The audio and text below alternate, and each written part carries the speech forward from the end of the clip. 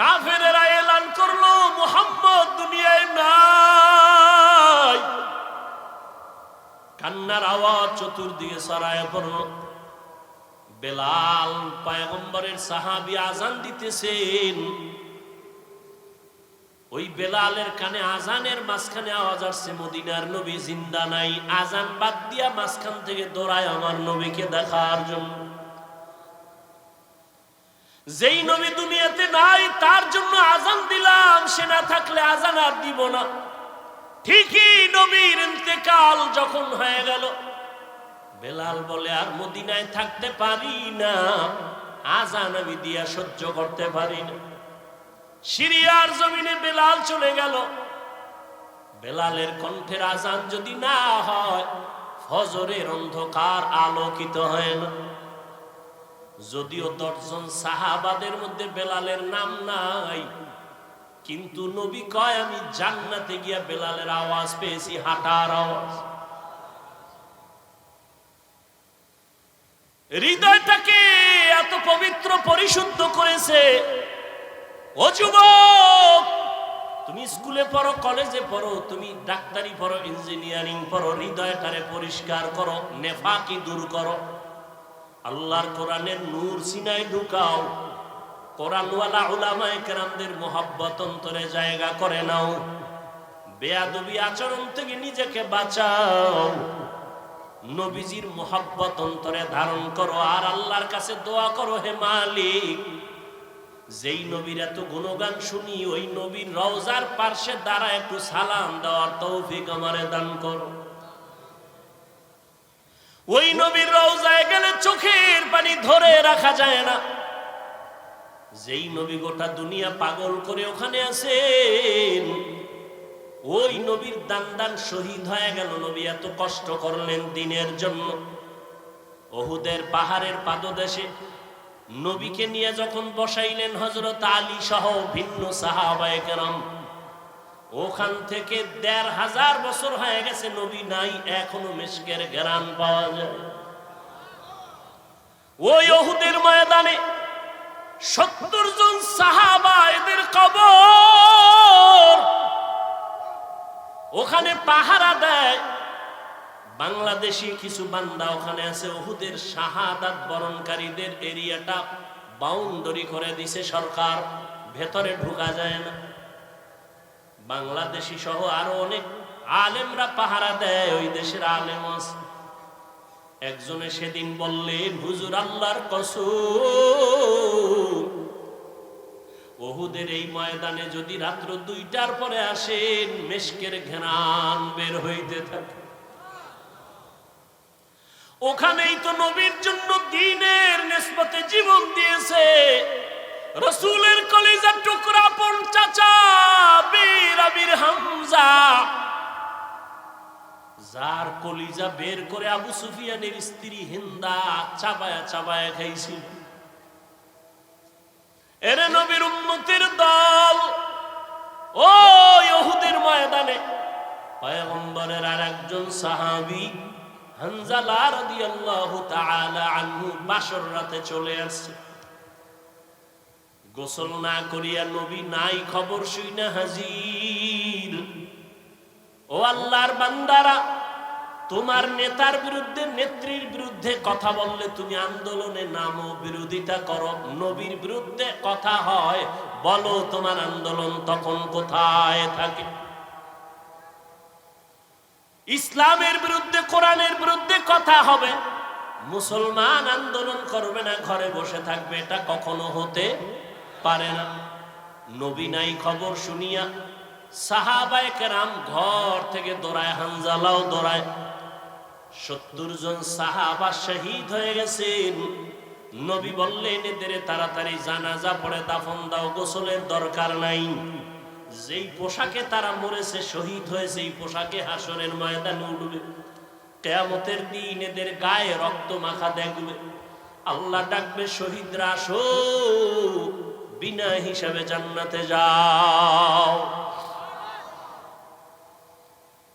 হঠাৎ নবীর কানে একজন সাহাবিয়া মহিলা এসে বলেন, ইয়া রাসূলুল্লাহ, শাহাদাত বরণকারী সাহাবাদেরকে আপনি বিনা গোসলে জানাজা পড়ায় কবর দেন, একজন সাহাবী তারে আপনি বিনা গোসলে কবর দিবেন না। হানজালা ফরজ গোসল অবস্থায় চলে আসছেন, গোসল করে নাই, শুনছেন নবী নাই, অমনি দৌড়ায় চলে আসছে দরবারে নিয়ে। নবী বলেন খবর দাও, খুঁজো হানজালার লাশ, গোসল দেওয়া লাগবে।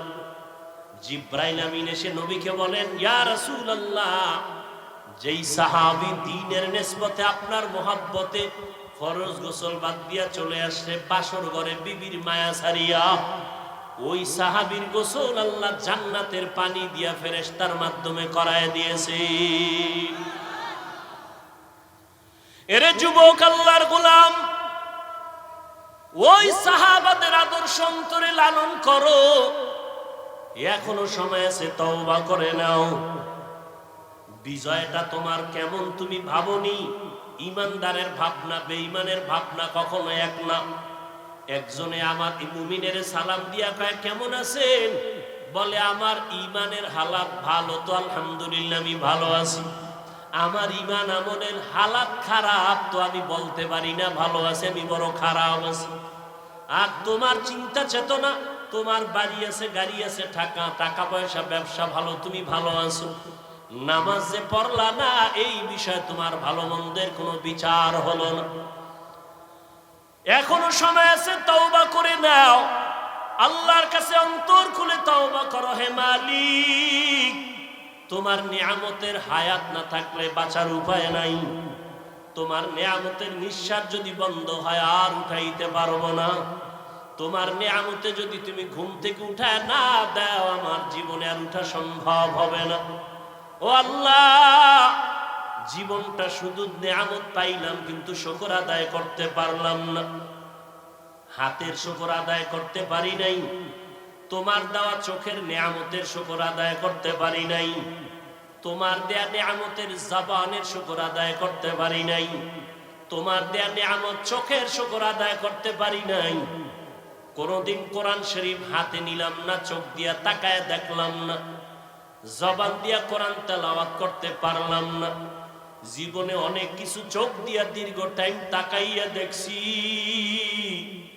কিন্তু এক মিনিটের জন্য কোরআনের দিকে তাকাইয়া সহ্য করে দেখতে পারি নাই। জীবনে জবান দিয়া কত কথা বলেছি, মোবাইলে সারাটা রাত, কিন্তু জবান দিয়া 100 বার দরুদ শরীফের আমল করতে পারি নাই। জবান দিয়া কোরআন তেলাওয়াতের আমল করতে পারি নাই। এই হাতের দ্বারা কত লেখাই যে জীবনে লেখলাম, কিন্তু হাতের দ্বারা কোরআন ধরিয়া ধরিয়া লাইনে আঙ্গুল টেনে পড়তে পারি নাই। হিসাব মিলায় দেখলাম আমার মতো নাফরমানের এই জমিনে কেউ নাই। ও যুবক বাবারা, বৃদ্ধ বাবাজিরা, পর্দার আড়ালের মা বোনেরা, আল্লাহর কাছে নিয়ামতের হিসাব কিন্তু দিতেই হবে। আল্লাহর দেওয়া নিয়ামত পাইলেন, আল্লাহর দেওয়া বাতাস বড় নিয়ামত, আল্লাহর দেওয়া পানি বড় নিয়ামত, সূর্যের আলো বড় নিয়ামত। সব কিছু ভোগ করলেন, শুকর আদায় করলেন না। আল্লাহর নবী দোয়া শিখাইছেন, যখন ঘুম থেকে তুমি উঠবা আলহামদুলিল্লাহ বলে শুকর আদায় করো। নামাজ আদায় করবা, সেজদায় গিয়া সুবহান রাব্বিয়াল আ'লা বলবা। আজকে ঘুম পাইয়া ঘুমাইলা, ফজরের আজান কানে আসলো, মসজিদে হাজির হতে পারলাম না। এখনো সময় আছে, তওবা করে নাও। কত আল্লাহর বান্দার খবর পাই, নিজেও নামাজে ফজরে যায় না, অনেক ভাড়াটিয়ারা যেতে চায়, গেটের চাবি দেয় না নামাজে যাওয়ার জন্য। ও হতভাগা কপাল পোড়া ঘরের মালিক, এখনো সময় আছে, পায়ে হাত রেখে বলি তওবা করে ফিরে আসো। তোমার ঘরের ভাড়াটিয়া এমন হওয়া চাই যে 5 বেলার নামাজে জামাতে যাবে। এমন একজন কর্মচারী তুমি বাড়ির মধ্যে রেখে দাও, কাজের মানুষ, যে তোমার ভাড়াটিয়াদেরকে 5 ওয়াক্ত নামাজে ডাকবে, চলো নামাজের সময় হয়ে গেছে। তোমার ঘর আমার আল্লাহর রহমত দ্বারা ভরপুর হয়ে যাবে, ফেরেশতারা পাহারা দিবে। ও যুবক বাবারা, স্কুলে পড়ো, ব্যবসা করো, মাওলার কোরআন তেলাওয়াত করো, দোকানে বসে আছো, বাজে কথা না বলে, মোবাইল না দেখিয়া দরুদ শরীফ পড়ো, ইস্তেগফারের আমল করো। পর্দার আড়ালের মা বোনেরা, ফজরের নামাজ পড়ো, সূরা ইয়াসিনটা তেলাওয়াত করে নাও। যোহরের নামাজ পড়ে সূরা ফাতিহা তেলাওয়াত করে নাও বা সূরা আর রহমান। আসরের নামাজ আদায় করে সূরা নাবা তেলাওয়াত করে নেন রে মা। মাগরিবের নামাজ আদায় করে সূরা ওয়াকিয়া তেলাওয়াত করেন। এশার নামাজের পরে মা সূরা মুলক তেলাওয়াত করেন। পাঁচ বেলার নামাজে 5টা সূরার আমল। নবীজির মোহাব্বত নিয়া ওযু সহকারে নির্জনে বসিয়া কমপক্ষে 100 থেকে 300 বার দরুদের আমল করেন। ইনশাআল্লাহ আমি চ্যালেঞ্জ করে বলবো, আল্লাহ পাক যদি কবুল করেন দরুদের আমলের বরকতে মুসিবত দূর হবে। মদিনার রওজা বাইতুল্লাহ যেতে পারবেন, অন্তত ঘুমের ঘরে আমার নবীর সাথে মোলাকাত হয়ে যাবে। এখনো সময় আছে, তওবা করে আমার আল্লাহকে মনে মনে ডাকেন। আমার আল্লাহ তো আপনার অন্তরের দিকে তাকায় আছে রে গুনাহগারেরা, কখন তুই একবার আল্লাহ বলিয়া ডাক দিবি, কখন তুই গুনার কথা স্মরণ করে 2 ফোঁটা চোখের পানি ছেড়ে কাঁদবি। ও যুবকেরা, অন্তরটা যদি একটু নরম করতে পারো, তোমার আমার মতো কত যুবকের জীবন চলে গেল। পানির নিচে যুবকের লাশ, গাড়ির নিচে যুবকের লাশ, এই আন্দোলনে কত যুবকের লাশ চলে গেল। ও আল্লাহর বান্দার, আগুনে পুড়িয়া কত লাশ চলে গেল, পানি বন্যায় কত মানুষ চলে গেল। তুমি আমি রাতের বেলা ঘুমাইব, রাতের বেলা ঘুমের পরে সকালে উঠার কোনো গ্যারান্টি নাই। ঘর থেকে বের হয়ে যে রাস্তায় যাও, ঘরে আসার কোনো গ্যারান্টি নাই। ও আল্লাহর বান্দারা, এখনো সময় আছে, 2 ফোঁটা চোখের পানি ছেড়ে গুনার কথা স্মরণ করে তওবা করো। মনে মনে আল্লাহকে বলো, আল্লাহ তোমার কোরআনটা বুকে লাগায় জবানে তেলাওয়াতের তৌফিক দাও। স্কুলে পড়ো, কলেজে পড়ো, চাকরি করো, বাধা নাই, কোরআন তেলাওয়াত বন্ধ করবা না। মনে মনে আল্লাহকে বলো, আল্লাহ আমি স্কুলে পড়ার কারণে কোরআন থেকে অনেক দূরে সরে গেছি, আজকে থেকে আমি চেষ্টা করব তোমার কোরআনটা শিখার জন্য, তেলাওয়াতের জন্য। ও আল্লাহ, আমি স্কুলে পড়িয়াও নামাজ আর ছাড়ব না। আয় আল্লাহ, জবানকে হেফাজত করব। তোমার মতো কত যুবক স্কুল কলেজে পড়িয়াও নামাজ ছাড়ে না, তেলাওয়াত করে, নামাজ পড়ায়, তুমি কেন পারবা না রে বাবা? তোমার মতো কত যুবক জেনারেল লাইনে থাকিয়াও ব্যবসা চাকরি করিয়া নামাজ ছাড়ে না, দাড়ি কাটে না, তুমি কেন পারবা না? আল্লাহর কাছে তওবা করো, চোখের পানি ছাড়ো। চোখে যদি পানি না আসে, নবী বলেন কান্নার বাহানা করো, তাতেও বড় সওয়াব। কারণ দুনিয়াতে ঘরে আগুন লাগলে পানি ছাড়া যেমন ঠান্ডা করা যায় না, গুনার কারণে যদি জাহান্নামের আগুন জ্বলিয়া উঠে, চোখের পানি ছাড়া ঠান্ডা করা যাবে না। চোখের পানির বড় দাম। রহমতের নবী নামাজে সিজদায় পড়ে কান্নার আওয়াজ, হাসরের ময়দানের ভয়ে নবী কান্নার আওয়াজ। আম্মা জান আয়েশা বলেন, নবী আপনি কাঁদেন কেন? নবী বলেন, কিয়ামতের দিন সূর্যের গরম আমার উম্মতেরা কেমনে সহ্য করবে? আমার উম্মতেরা গুনার কারণে জাহান্নামের আগুনে কেমনে জ্বলবে? ও যুবক, আমার মাওলার কোরআন মিথ্যা মনে করিও না। ওই কোরআনে গুনাহগারের জন্য জাহান্নাম আল্লাহ স্পষ্ট বলেছেন। বাবা, তুমি কোরআনটাকে যদি সত্য মনে করো, গুনাহগারের জন্য জাহান্নামে কথাটাও বিশ্বাস করিও। তুমি যদি গুনাহগার হইয়া তওবা না করিয়া কবরে যাও, তোমার কবর জাহান্নামের টুকরা হয়ে যাবে। কিয়ামতের ময়দানে তোমার হাতে জাহান্নামের হ্যান্ডকাপ লেগে যাবে। ওই আগুনের ভয় অন্তরে জমা করিয়া 2 ফোঁটা চোখের পানি ছাড়ো। যদি কান্না না আসে, বাহানা করো। আর তোমার ডানে বামে যদি কোনো কান্নাওয়ালা ভাই পাও, একটু দোয়া নাও। কান্নাওয়ালা যদি দোয়া করে, তোমার কপাল খুলিয়া যাবে। আর দুনিয়াতে তোমার বড় দোয়ার ফ্যাক্টরি তোমার মা, তোমার বাবা। ওই মা বাবা যদি থাকে, বাবা যদি থাকে দোয়া নাও, মা থাকলে দোয়া নিও। মা বাবার দোয়া ছাড়া তুমি কোনোদিন সফলতা অর্জন করতে পারবা না। ওই মায়ের কাছে গিয়া বলি, ওরে মা একটু দোয়া করিয়া দাও। রসুলের রওজার কিনারায় দোয়ায় দাঁড়াইলাম একটা যুবক, আমার দেশে বাড়ি, গলা জড়ায় কাঁদে আর কয়, হুজুর আমার মা নাই, আমি বড় অসহায়।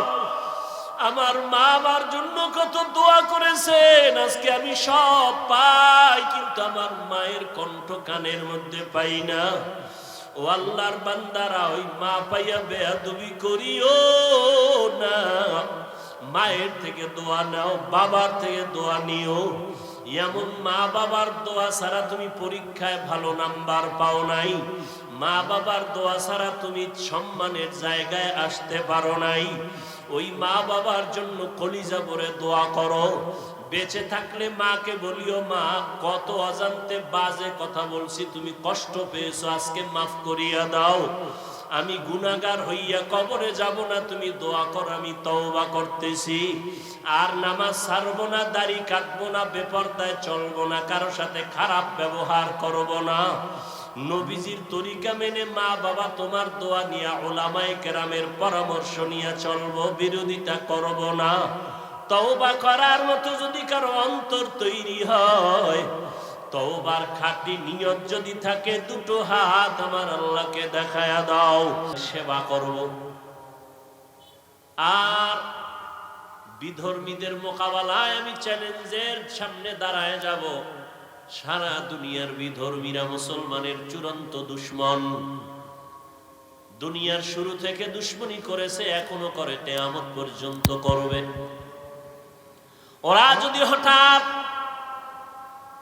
এই রকম পানি বন্যা দিয়া আমার দেশটাকে ধ্বংস করার স্বপ্নে লিপ্ত হয়, হসপিটালের চিকিৎসা সেবা বন্ধ করে দেয়, মুসলমানের আর আমরা বন্ধু মনে করব না, ওদের চিকিৎসা দিব না, ডাক্তার দিয়া সার্ভিস দেওয়া হবে না। আমার স্কুল কলেজ পড়ুয়া ডাক্তার ছেলেটা দাঁড়ায় যদি বলে, বেঈমানের মোকাবেলায় আমরা চ্যালেঞ্জ দিয়ে বলবো, ও বেঈমানেরা, তোদের ঔষধ, তোদের ডাক্তারি চিকিৎসা আমাদের প্রয়োজন নাই, আমাদের মুসলমানের জন্য আমরা মুসলমান ডাক্তারেরাই যথেষ্ট।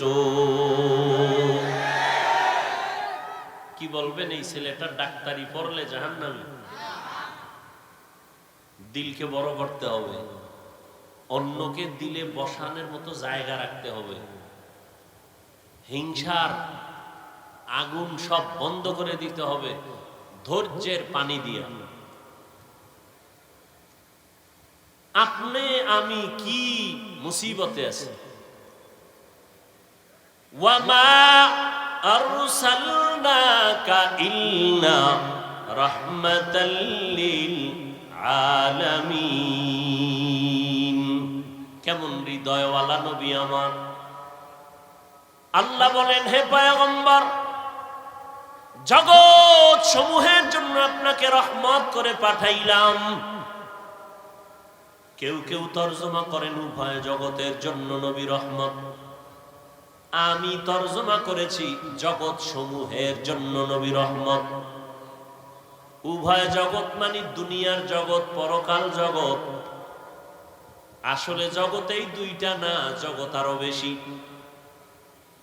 রুহের একটা জগৎ আলাদা, মায়ের গর্ভের জগৎ আলাদা, দুনিয়া নামক জগৎ আলাদা।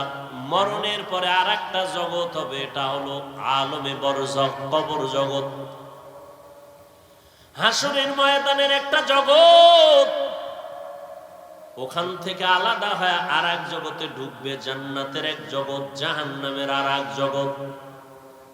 আল্লাহ বলেন, হে নবী, সব জগতের জন্য আমি আপনাকে বানাইলাম রহমতের নবী। আপনি হলেন জগৎ সমূহের জন্য রহমত, আর আমি আল্লাহ হলাম জগৎ সমূহের জন্য রব। আমি হলাম রব্বুল আলামিন, আপনাকে বানাইলাম রহমাতুল লিল আলামিন। রুহের জগতের জন্য নবী রহমত, কেমনে এ আলোচনা উলামাদের মুখে শুনছেন, আমিও করেছি, আজকে নয়। রুহের জগতের জন্য নবী কিভাবে রহমত, মায়ের গর্ভের জগতের জন্য নবী কিভাবে রহমত, দুনিয়ার জগতের জন্য রহমাতুল লিল আলামিন কিভাবে রহমত, কবর জগতের জন্য নবী আলাদা রহমত, হাসরের মাঠের জগতে নবী আলাদা রহমত, জান্নাতের জগতে নবী আলাদা রহমত, জাহান্নামের জগতে নবী আলাদা রহমত। শুনেননি কথাগুলো? না বাড়ি যাওয়ার টাইম হয়ে গেছে, গেট খুলবে না?